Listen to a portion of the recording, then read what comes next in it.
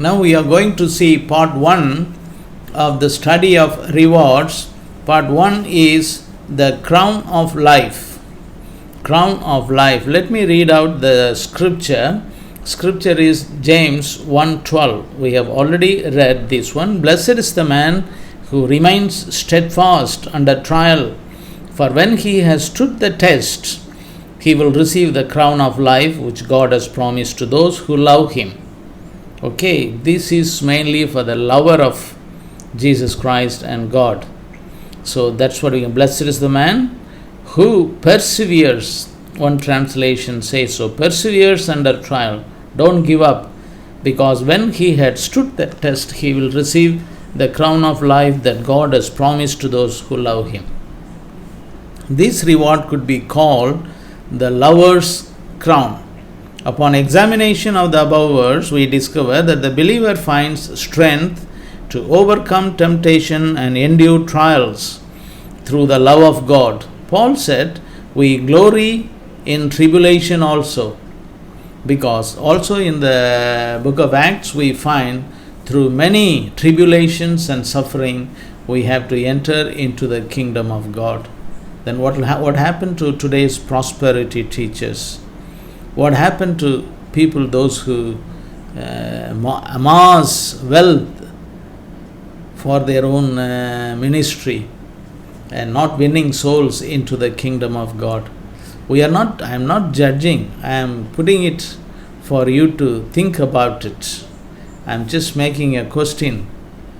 So what I would suggest is, support the missions. Whoever is winning souls, you win souls. And if you cannot, there are missions. I can strongly recommend now Salvation, SMPM, Salvation Mission Partakers Movement. You can support it. Sincerely. No one is taking money. Straight away it goes to the mission field of the northern India, and it is spent on souls. Gullible souls, they are really very poor. So Paul said we glory in tribulations also. The question is, do we today glory in tribulations? We can only if the love of God is shed abroad in our hearts by the Holy Spirit. See, the love of God is shed abroad in everyone's heart. So that is why Jesus said, Peter, do you have extra love or the first love? Do you have an exceeding love than others? Because he took other apostles and went for fishing. Jesus questioned finally, and it was proven that Peter does not have the first love or the exceeding love or the love that Jesus anticipated. Why? Because the Spirit of God has not been given. So everyone who has been justified, the end result of justification is the outpouring of Holy Spirit into your heart. So together with the Spirit, you have peace in your heart, and the Spirit of God pours love into that. That is what exactly agape love.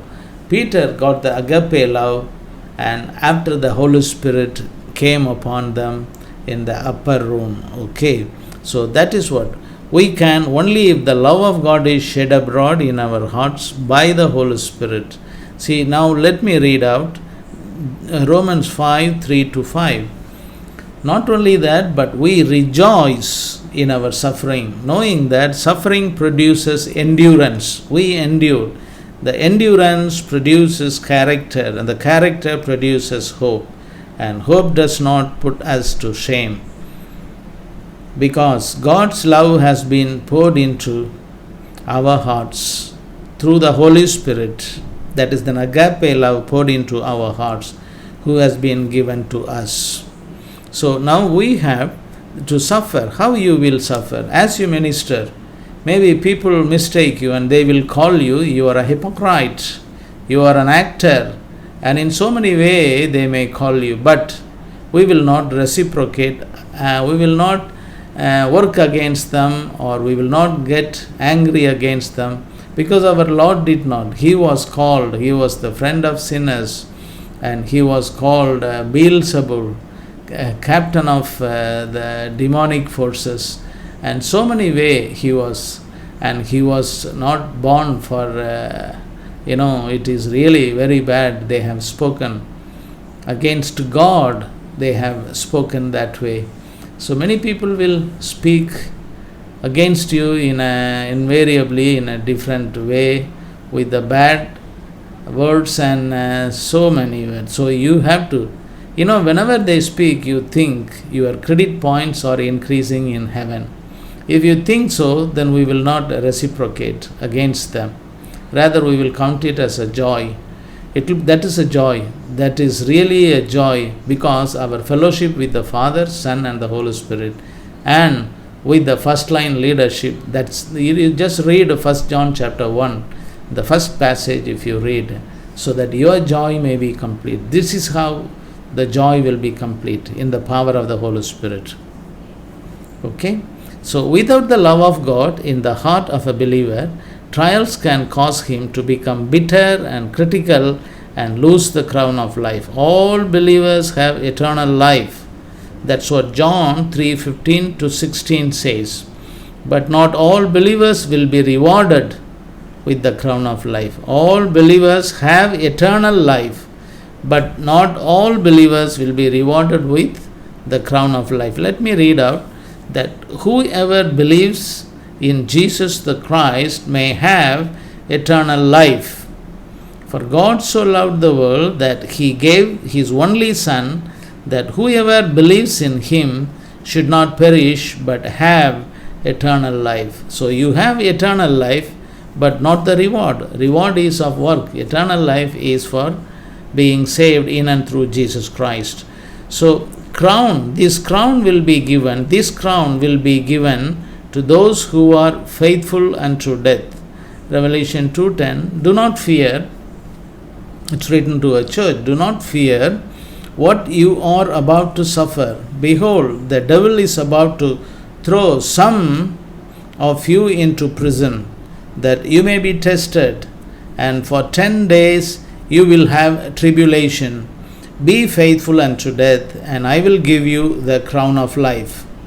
I will give you the crown of life. To receive the crown of life, the believer must love the Lord more than his own life. See, the believer must love the Lord more than his own life. So if you lose your life, you have gained it. If you reject Jesus Christ, he will also reject you. Okay, so it is your will, thought, purpose, and action. You have to receive Christ. On a daily basis, you belong to Christ. So confess that to the Lord. Whosoever will save his life, live for yourself, selfish life, shall lose it.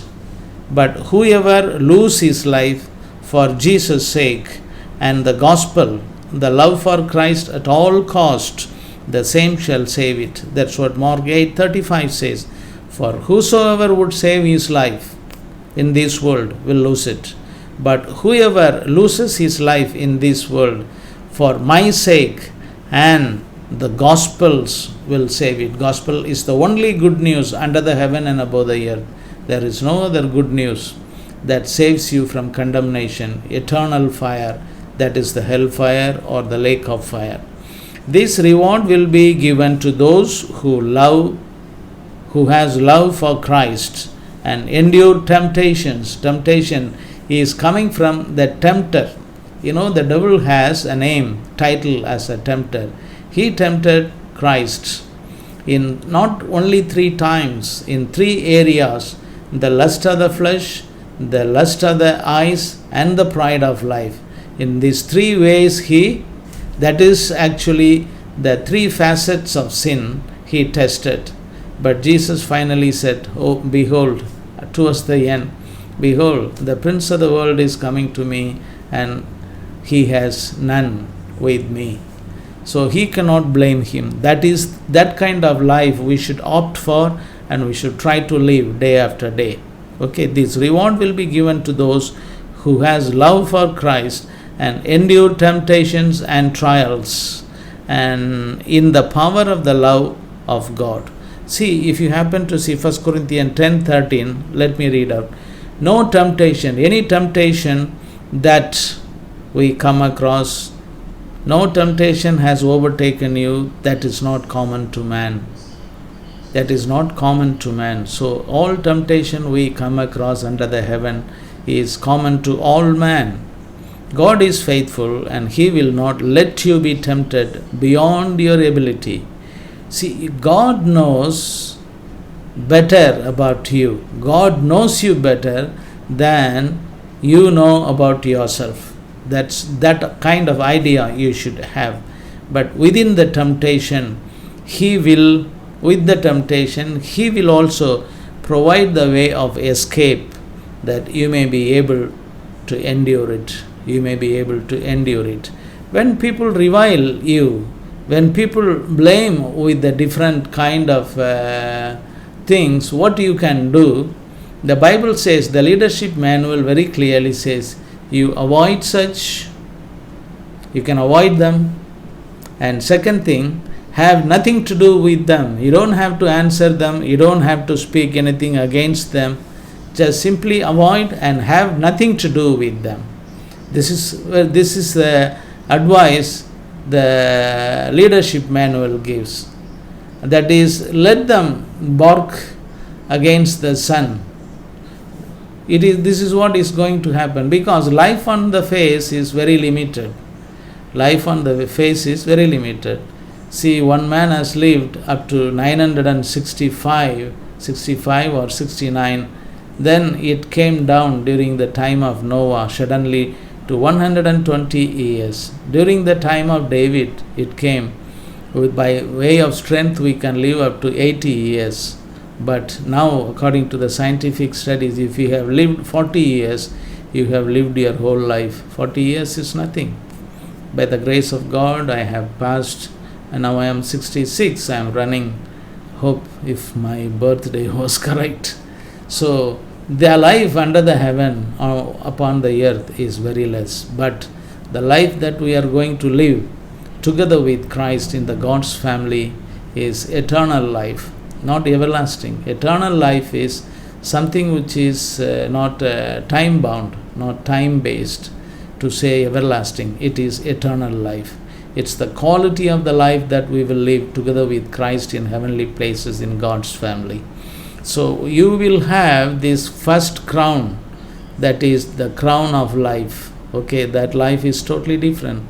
It's not the life that you are living now with the bungalows, cars, and all those things. So opt for that life and stay blessed in Jesus Christ.